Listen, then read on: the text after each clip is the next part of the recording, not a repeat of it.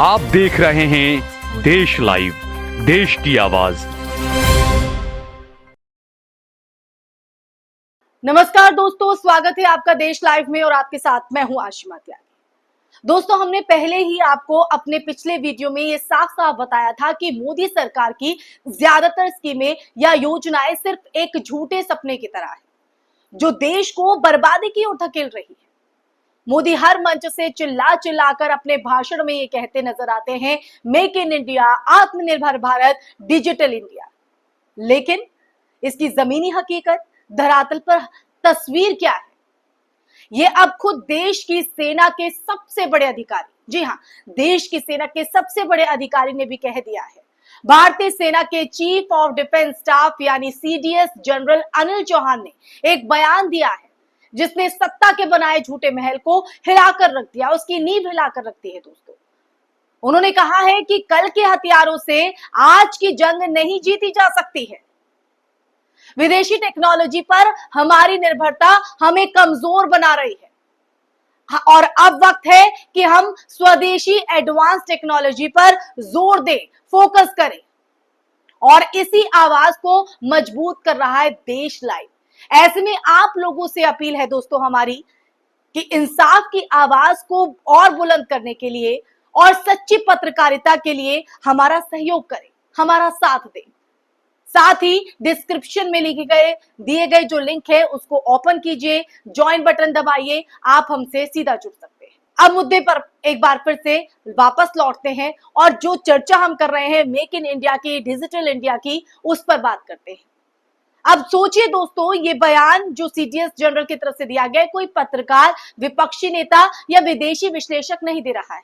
ये बयान देश की सेनाओं का सर्वोच्च अफसर दे रहा है, सर्वोच्च। इसका मतलब ये साफ है कि हमारे जवानों के पास आधुनिक हथियार नहीं है। युद्ध लड़ने के लिए जो टेक्नोलॉजी होनी चाहिए वो हमारे पास नहीं है दोस्तों। और सरकार सिर्फ नारे और प्रचार में व्यस्त है, जैसा कि हम देखते हैं। मोदी जी मंच से drone India, aircraft India, defence India जैसे टर्म फेंकते हैं, लेकिन जमीनी सच्चाई क्या है? जमीनी सच्चाई ये है कि आज भी भारत अपनी सेना की जरूरत का 70% से ज्यादा रक्षा उपकरण जो है वो विदेशों से खरीदता है दोस्तों।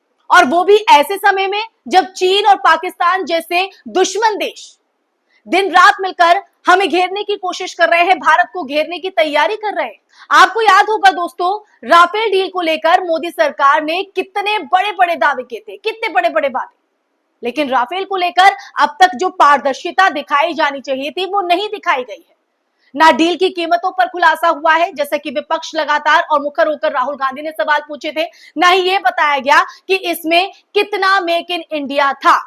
उल्टा राफेल की क्रैश रिपोर्ट्स भी सामने आई और अब सीडीएस का ये बयान इस राफेल प्रकरण और संपूर्ण रक्षा नीति पर सवाल खड़े कर रहा है दोस्तों।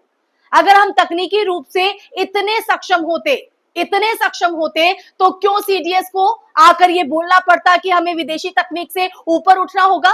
इतना ही नहीं दोस्तों, भारत की सुरक्षा चुनौतियां अब सिर्फ चीन और पाकिस्तान की सीमा तक सीमित नहीं रही। समझ रहे हैं आपकी हम किस स्थिति से गुजर रहे हैं?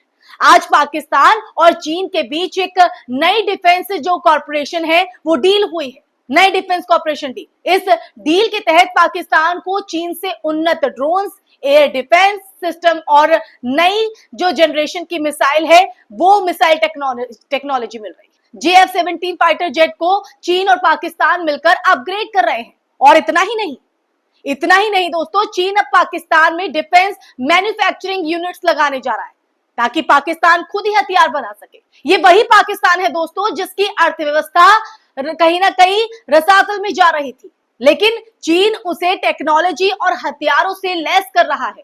और भारत अब भी स्वदेशी टैंक बनाने में लड़खड़ा रहा है और तेजस फाइटर जेट की टेस्टिंग सालों से पूरी नहीं हो रही है। अब आप समझिए कि हम कहां स्टैंड करते हैं। और अब बात करते हैं तीसरे मोर्चे की, अफगानिस्तान की। जब अमेरिका 2021 में अफगानिस्तान से भागा था तो वो हजारों की संख्या में हथियार, जी हां, हजारों की संख्या में हथियार, गाड़ियां, टैंक, हेलीकॉप्टर, अन्य युद्ध सामग्री वहां छोड़ गया था। अब रिपोर्ट्स ये आ रही है कि अफगानिस्तान में तालिबान सरकार इन छोड़े गए अमेरिकी इन हथियारों को मरम्मत करना जो है उसको शुरू कर दिया गया है। MRAP गाड़ियां, ब्लैक हॉक हेलीकॉप्टर और कई अन्य हथियार अब वापस काम में लाए जा रहे हैं दोस्तों। इस पर काम किया जा रहा है अफगानिस्तान में तालिबान की तरफ से। ये सिर्फ अफगानिस्तान की बात नहीं है दोस्तों, ये चीन और पाकिस्तान वहां भी तकनीकी सहयोग दे रहे हैं। यानी अगर देखा जाए तो भारत अब तीन तरफ से कहीं ना कहीं घिरता हुआ नजर आ रहा है। पश्चिम में पाकिस्तान, उत्तर में चीन और उत्तर पश्चिम में अफगानिस्तान।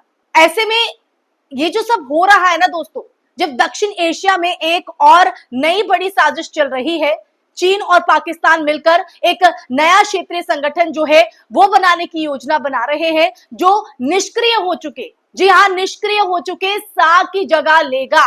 इस नए संगठन में बांग्लादेश, नेपाल, श्रीलंका, अफगानिस्तान जैसे देश शामिल हो सकते हैं। तो दोस्तों अगर ये योजना सफल होती है तो भारत दक्षिण एशिया में कूटनीतिक रूप से कहीं ना कहीं अलग थलग पड़ जाएगा। और ये कोई काल्पनिक खतरा नहीं है। नेपाल और श्रीलंका पहले से चीन की गोद में जा चुके हैं, हम देख रहे हैं, और इस बात को नकारा नहीं जा सकता है। बांग्लादेश भी भारत की नीतियों से नाराज रहता है।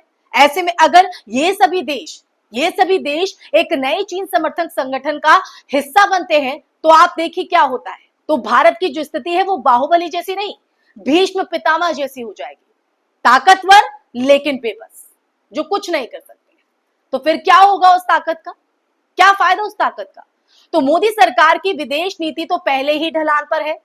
पहले रूस से रिश्ते खराब हुए, फिर ईरान जैसे पुराने दोस्त भी छूटने लगे, और पाकिस्तान से तो पहले ही कोई बातचीत नहीं। अब नेपाल, श्रीलंका, बांग्लादेश और अफगानिस्तान, जी हां, अफगानिस्तान भी भारत से दूर हो रहे हैं। और ये सब कहीं ना कहीं इसलिए है दोस्तों, ये इसलिए हो रहा है क्योंकि मोदी सरकार को प्रचार में तो महारत है, लेकिन कूटनीति में समझदारी नहीं दिखती है।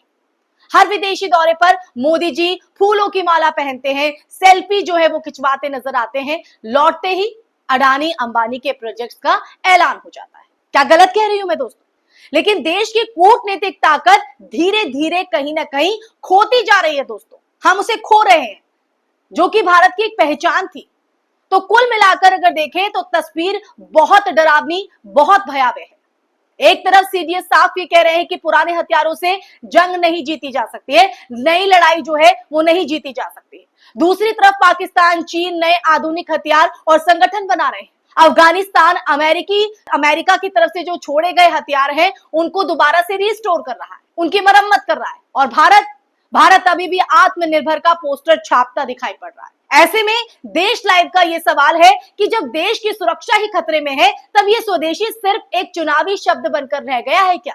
ये सवाल है, और ये सवाल आज के लिए खड़ा करना जरूरी है। सरकार को अब नारे छोड़कर असली काम पर लौटना होगा। HAL और DRDO को मजबूत करना होगा। स्वदेशी तकनीक का मतलब नारे नहीं है दोस्तों, उच्च गुणवत्ता वाला रिसर्च और डेवलपमेंट होना चाहिए। सीडीएस की बातों को हल्के में लेना आत्मघाती साबित होगा। आज भी अगर हम चेत नहीं पाए ना, तो कल को इतिहास यही कहेगा कि भारत हार गया, क्योंकि उसकी सरकार को प्रचार प्यारा था, एडवर्टीजमेंट प्यारी थी, और असली रणनीति की समझ नहीं थी। अब ऐसे में भारत को हराना है या जिताना है, भारत को अलग थलग करना है या भारत को एकजुट करना है। भारत की जो पहचान कूटनीतिक रास्ता, उसको कहीं ना कहीं गर्त में भेजना है या फिर उसी रास्ते पे हमें चलना है, ये हमें और आपको तय करना होगा दोस्तों। तो देश लाइव ने तो ये सवाल खड़े कर दिए हैं। इन सवालों को आप खुद भी अपने जहन में ढूंढिए और सत्ता के उन नुमाइंदों से भी पूछिए जो देश को कहीं ना कहीं खोखला कर रहे हैं, देश को कहीं ना कहीं कमजोर बना रहे हैं। तो जंग को जीतना है या हारना है या शिकस्त का मुंह देखना है, ये हम तय करेंगे। हम और आप मिलकर तय करेंगे, देश की जनता तय करेगी, क्योंकि देश का जनादेश ही हर फैसला लेता है। वो फर्श से अर्श पर ले जाता है तो अर्श से फर्श पर भी ला सकता है। तो दोस्तों, गेंद आपके पाले में, आप किसी की कठपुतली मत बनिए। आप देश हित में अपनी भूमिका निभाइए ताकि देश आगे बढ़े, उसे पीछे न धकेला जाए, वो अपनी पहचान न खोए। इसी के साथ इस वीडियो में, फिलहाल इस चर्चा में मैं यही विराम लगाना चाहूंगी। आपको मेरी वीडियो पसंद आई हो, आप मेरी बात से सहमत हैं या असहमति जताते हैं, तो भी आपकी जो राय है, वो कहीं ना कहीं आपका जो मशवरा है, वो हमारे सर आंखों पर है। तो कमेंट बॉक्स में आप जरा कमेंट जरूर कीजिएगा और इस वीडियो को ज्यादा से ज्यादा शेयर कीजिएगा, लाइक कीजिएगा और हमारे चैनल देश लाइव को सब्सक्राइब भी कीजिएगा। इसी के साथ मुझे दीजिए इजाजत। जय हिंद, नमस्कार।